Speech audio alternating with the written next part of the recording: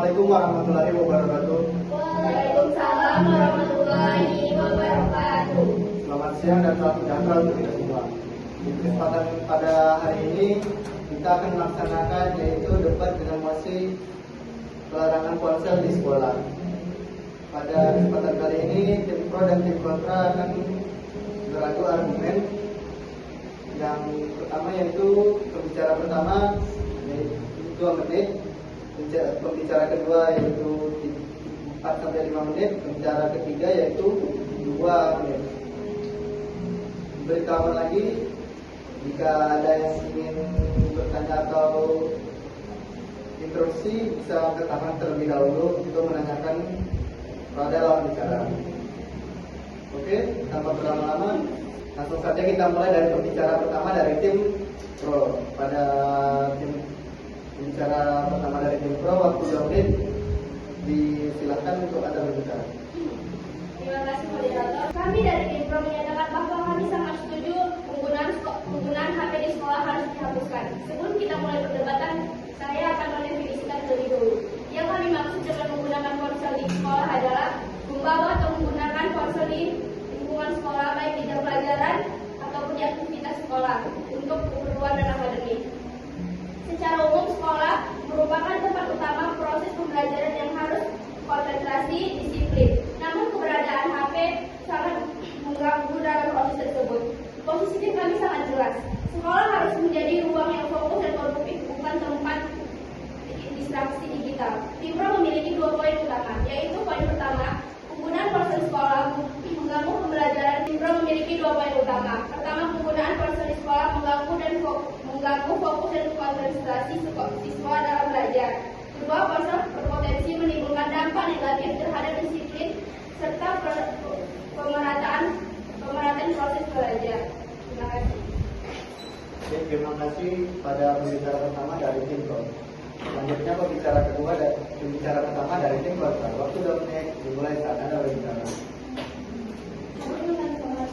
Kami bertim kontra. Tim pro mengatakan penggunaan ponsel di sekolah kesedaran dan masih banyak yang aturan mengganggu pembelajaran. Kami dari tim kontra tidak setuju pernyataan dan Anda menyatakan. Apakah kita ingin sangat utama dilarang? Maka jika ada sesuai melanggar aturan, apakah solusinya mungkin semua? Apakah jika ada sesuai misalkan apakah dihapus?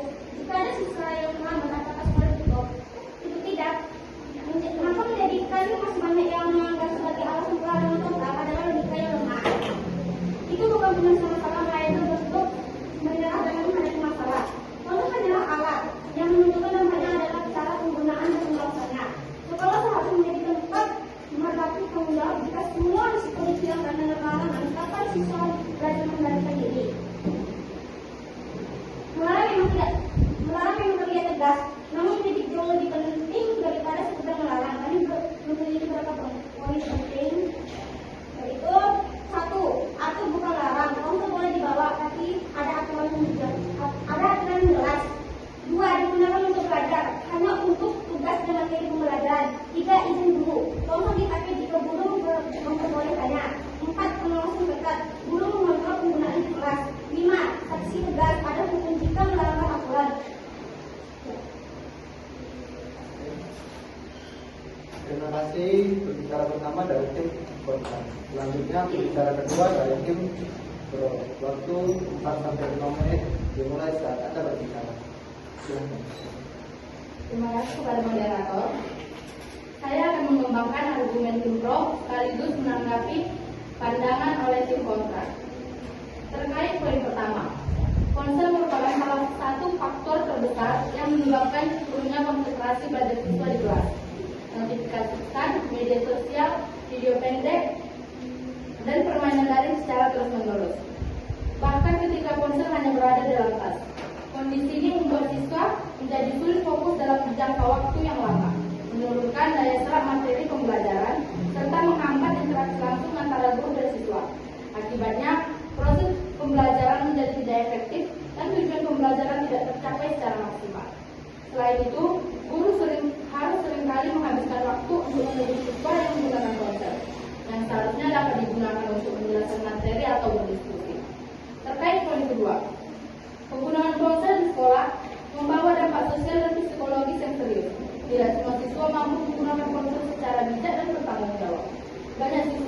menjadi kecanduan gawai, lebih tertarik pada dunia digital dibandingkan interaksi sosial secara langsung.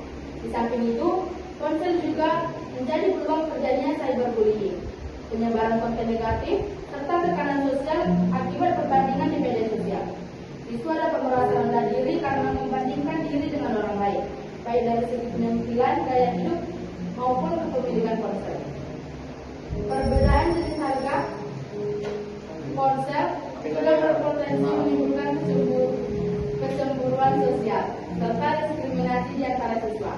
Hal ini bertentangan dengan prinsip sekolah sebagai tempat yang setara bagi semua peserta didik.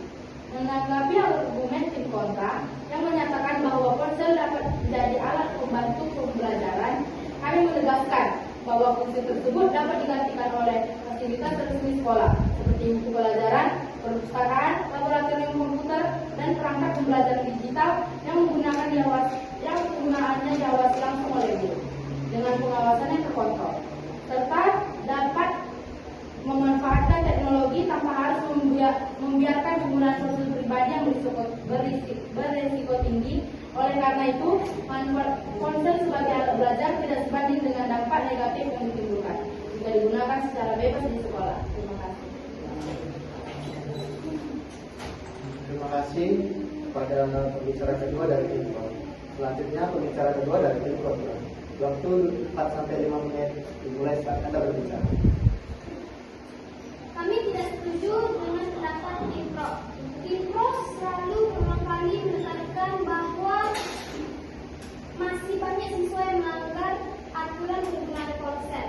Kami justru melihat itu sebagai bukti bahwa sistemnya yang perlu diperbaiki. Jika aturan sudah ada tetapi pelanggaran tetap berlaku atau terjadi, maka yang harus diperkuat adalah penegakan aturannya, bukan menghapus alatnya.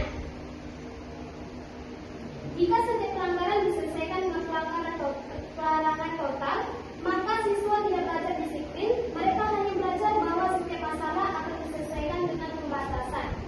Itu bukan pendidikan karakter. Selain itu, mari kita lihat realitas pendidikan saat ini. Banyak tugas berbasis internet, materi tambahan diakses secara online, informasi perkembangan sangat cepat. Jika ponsel dilarang, apakah sekolah siap menyediakan fasilitas komputer untuk semua siswa secara merata? Jika tidak, maka pelanggaran justru menciptakan ketimpangan akses belajar.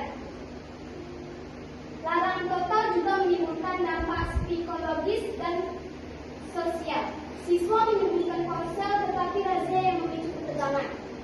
Hubungan guru dan siswa dipenuhi dengan kecurigaan. Lingkungan ini tidak sehat untuk pembentukan karakter. Lalu apa solusi kami? Pertama, buat aturan yang jelas dan spesifik. Ponsel hanya boleh digunakan saat guru mengizinkan. Mode silent selama jam pelajaran, disimpan di tempat khusus saat tidak digunakan. Kedua, terapkan sanksi yang konsisten. Teguran, penyitaan sementara. Panggilan orang tua jika berulang. Karakter terbentuk dari konsekuensi yang adil dan tegas. Ketiga, berikan edukasi literasi digital. Ajarkan etika bermedia sosial, bahaya kecanduan, serta dampak jejak digital terhadap masa depan. Siswa yang memahami risiko akan lebih sadar dibanding siswa yang hanya dilarang. Keempat, manfaat teknologi sebagai bagian dari pembelajaran. Gunakan kuis online, diskusi digital, dan referensi elektronik agar ponsel menjadi alat produktif. Karena pendidikan bukan tentang menjauhkan siswa dari teknologi, pendidikan adalah bimbingan siswa agar mampu mengendalikan teknologi. Sekian dari saya. Terima kasih kepada pembicara kedua dari tim kontra. Selanjutnya pembicara ketiga dari tim pro. Waktu 2 menit dimulai saat Anda berbicara. Berdasarkan jalan perdebatan, tim kontra belum mampu memberikan dampak positif yang banyak dan dibandingkan apa negatifnya. Di sebaliknya, tim telah menunjukkan bahwa penggunaan ponsel di sekolah dapat mengurangi konsekuensi dan pelajaran dan kedisiplinan siswa, serta interaksi siswa dalam sekolah. Karena telah terbukti bahwa siswa banyak menggunakan gadget dibandingkan berkreasi dengan teman-temannya. Sebelum menjadi tempat yang aman, fokus dan adil bagi seluruh siswa. Oleh karena itu, tempat pada pendidikan ini, kami tetap pada poin bahwa penggunaan ponsel di sekolah dihapuskan demi terciptanya sistem pendidikan yang efektif dan berkualitas. Terima kasih kepada pembicara ketiga dari Pemprov. Selanjutnya pembicara ketiga dari tim kontrol. Waktu 2 menit dimulai saat Anda berbicara. Silakan. Pelarangan total terlihat tegas, tetapi sebenarnya itu solusi instan. Dunia luar tidak melarang ponsel, dunia perguruan tinggi pun tidak melarang ponsel, dan dunia kerja juga tidak melarang adanya penggunaan ponsel. Jika sekolah melestarikan siswa dari teknologi, maka sekolah sedang menciptakan lulusan yang tidak siap menghadapi realitas.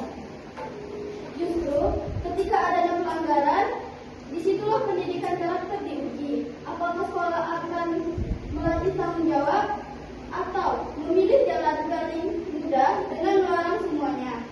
Melarang itu mudah, mengatur dan membimbing itu mendidik. Karakter tidak terbentuk karena larangan, karakter terbentuk karena latihan pengendalian diri. Karena itu, kami tim Pro dengan tegas menolak pelarangan total penggunaan ponsel di sekolah. Terima kasih. Terima kasih kembali kepada seluruh pembicara dari tim Pro dan tim kontra yang telah tertib dan santun saat berdebat. Mungkin cukup sekian, terima kasih dari mosi pelarangan ponsel di sekolah. Cukup sekian, terima kasih. Assalamualaikum warahmatullahi wabarakatuh. Waalaikumsalam warahmatullahi wabarakatuh.